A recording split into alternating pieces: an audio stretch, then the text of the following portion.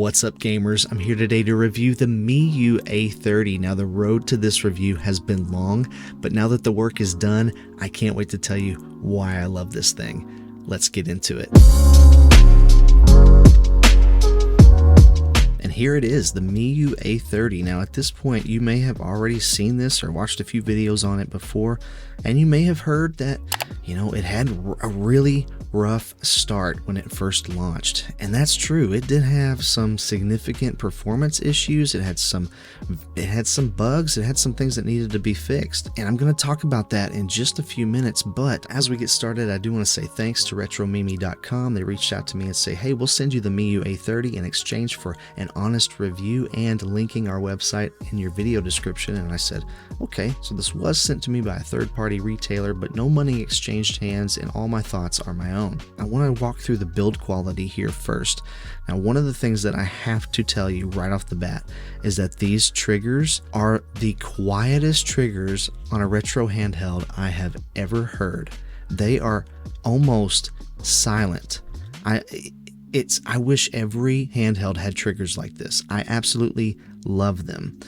They're very soft to the touch, and again, virtually silent. I mean, I don't understand why every handheld manufacturer isn't making triggers like these. And speaking of quiet buttons, the D-pad and the face buttons are also extremely quiet. Some of the quietest buttons, again, on any handheld that I've ever tested, and I absolutely love that. Even Start and Select have a very nice, soft touch to them. It's a tactile click that you don't necessarily hear unless you really are listening for it. And I think that that's just absolutely fantastic. The loudest button, honestly, is the joystick when you click the joystick, and even that's not that loud. But speaking of the joystick, it is very almost flush with the surface of the device. It's really no higher than the D-pad itself, which really does help with its pocketability factor. But there's also not a ton of travel room here because it is recessed into the device.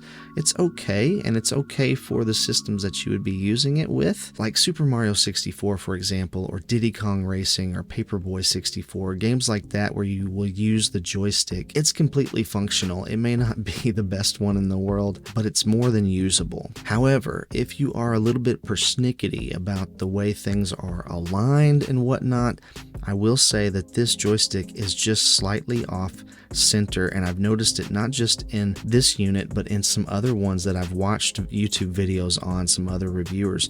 And if you look right there, you can see there's like a straight line with a little silver sliver right there underneath, and that's because this is not centered over the hole. It's just slightly to the right and slightly too far up, leaving a larger gap on the left and bottom sides than the right and top sides. Most people probably aren't going to notice it, but it is something that I noticed as soon as I took it out of the box. It hasn't seemed to affect the performance at all, but I still thought it was worth mentioning. A couple other weird things that might bother some people is this blue light is pretty bright. I don't care. I like seeing the power light, so I've just left it on. There may be a way to turn it off in the settings. I don't actually know.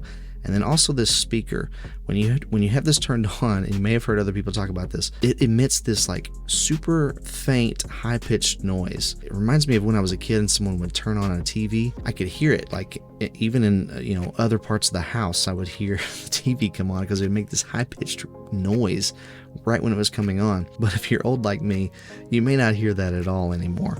It's very faint, very high-pitched, and it's not something that I notice when I'm playing a game and have the volume on. It's just if the room is extremely quiet and I've got this on and nothing's playing on it yet, you can kind of hear it sometimes. We have our USB-C charging port on top, volume rocker, and our home button, which also acts as a hotkey. And then on the bottom we have our lone SD card slot. There's nothing on the sides of this except for the power button on the right, and that's it. We have this 2.8-inch LCD display, which I think actually looks really good. One of the initial bugs when this first came out was that the screen was too dim, and that was absolutely the case. It was very hard to see even indoors if the room was well lit, but there's been a patch from MiYoo that has fixed that, and now the brightness is comparable to the RG28XX from Anbernic. In fact, I would say the brightness is identical. The only thing is that this seems to have a higher contrast. The darks seem a little darker and less washed out, and the colors just seem a little more saturated and a little more warm, I would say. display overall. And so I've actually found that I prefer this display over the RG28XX. Now, another thing in terms of build quality is this metal faceplate on here. A lot of people have reported that it comes up and pries up off of here and falls off. I think it is just kind of glued on the top of here. I haven't had mine come off yet, but I have noticed the left side has been a little bit raised at times, and I've just kind of pressed it down, and then it stays down for a while, and I don't know. So I could see this coming off over time, maybe in a year or something if I travel with it a lot. And there seems to be maybe some quality control issue there that hopefully MiYoo will be able to fix and address, but just maybe be on the lookout for that and be careful if you buy one of these. There are just 4 Phillips head screws holding this together in the back, and I have taken this apart. It's a pretty easy tear down. There's not much to it. So if you did need to get in here and replace a battery or something, that would not be too difficult to do. But what about performance? Well, this is where things get really interesting with the A30, because this is not as powerful as the RG28XX that just came out at the same time really from Anbernic. However, it is more powerful than the original RG35XX and the MiYoo Mini Plus. So it sits somewhere honestly right in the middle. And so what you're going to find here is that it can technically run like a Dreamcast game, but it's not going to run them well. There are some N64 games that it can run pretty well, like Super Mario 64 seems to run really well. Diddy Kong Racing seems to run really well, but there are a lot of others that won't run at all. Like GoldenEye is not going to be even close to playable on this device. It can also technically start up a PSP game, but unless the PSP game is something very simple, don't expect this to have good performance with PSP. PS1 is great now with the patch. Super Nintendo is great now with the patch. It was having trouble before, especially if the Wi-Fi was on for some reason. I'm not really sure why that brought the performance down, but it did. But something that has actually super surprised me is Nintendo DS. Nintendo DS, for whatever reason, runs shockingly well on this device. Like, no joke, I think this runs New Super Mario Bros. Better than something that's supposed to be more powerful like the RGB30. Mario Kart DS is another excellent example of something that just runs super smooth on this device. And one reason I'm getting such great performance is because I have installed Spruce OS on here, a custom firmware for this device. And Spruce has done some incredible work to make this a more functional, more power efficient device. And I do want to show off this one really cool thing that they've already preloaded, pre-built into here. In the DS, if you hold down the home button, which is your hotkey, and you just use your arrows, they have some pre-configured DS overlays, so you can put the second screen like kind of translucent up in the corner. You can make it a little bigger up there. You can make it full screen. You can do dual screens. They have different sizes built in. You can have them like diagonal across from one another like this, or on top of each other like that. And vertical.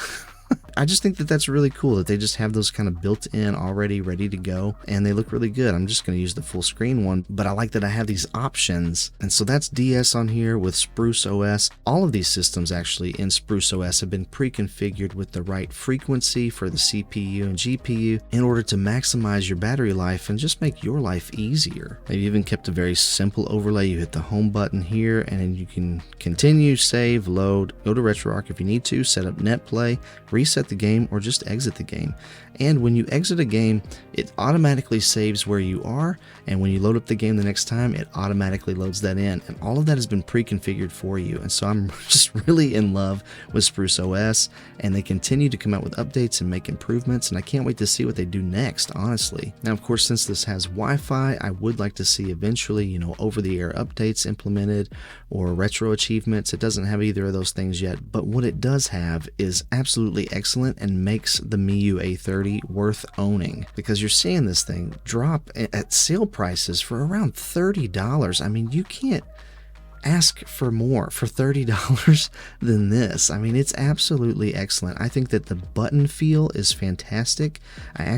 These buttons are full size. In fact, let me just show you next to the 28XX. Look at the difference in size of these buttons. I mean, that is crazy how different that is. And these devices are essentially the exact same size. Look at the difference in the D-pad. That's a pretty big difference. And this D-pad's pretty hard to press down. This one's so easy and so quiet. I do think it could have a better pivot to it. But again, virtually the same size. And so I guess that's kind of what I'm getting at, is that this has been a really tricky review. Not only did I have several issues, including like I had an issue with updating the firmware to begin with, and then I had an issue installing Spruce, and I eventually got all that figured out, but it took a lot of work. And for people who just want to buy the device and not really do any tinkering, I'm afraid they're going to be kind of disappointed in this device. But if you can get the work done, I really like this one, and this is the one I've been putting in my pocket every time I go somewhere. In fact, I went out with some friends just the other night. I went to